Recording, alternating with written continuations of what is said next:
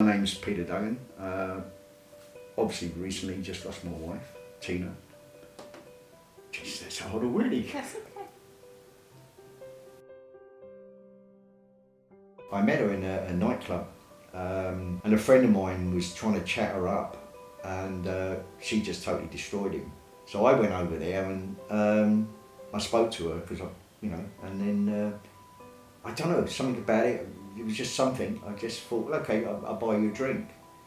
So we met, and then eventually I moved in with Tina because I was still in Bristol working there, and we were together for I think just over a month.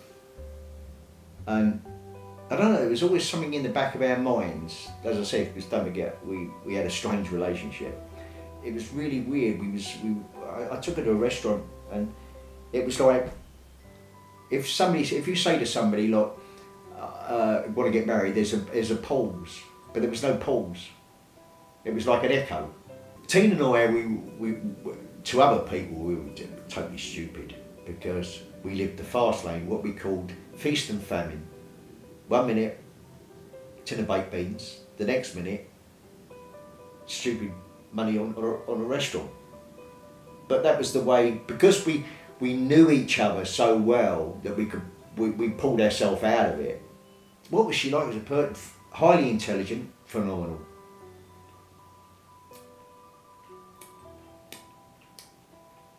And when I used to walk with her, I felt 10 million. In everything. We were happy. Mega. Oh, we had our ups and downs. Jesus Christ, 34 years together. And I mean, her being married to me was a miracle. To put up with me, because I'm just a spoiled child. But she handled it because she wanted to be with me.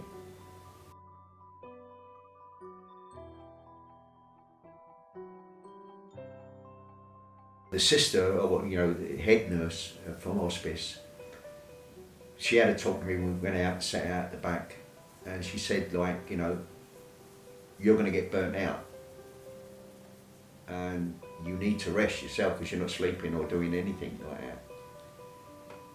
that. I said, I don't mind. She said, well, you're just going to crash and you're not going to be no use to Tina.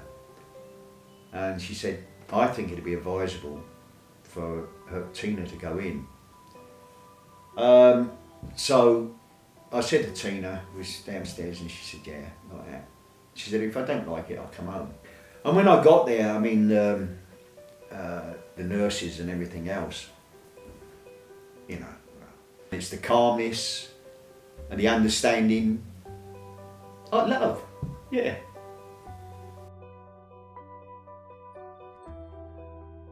When I started the sessions on the phone, obviously because of the situation, it was not easy on the phone, but I think after a few of the sessions, you started to realise where it was going for yourself. It was there was a lot of ease. Yeah, there was a lot of ease. I had not all of it, because it's impossible. I mean, that would be a lie if I told you that.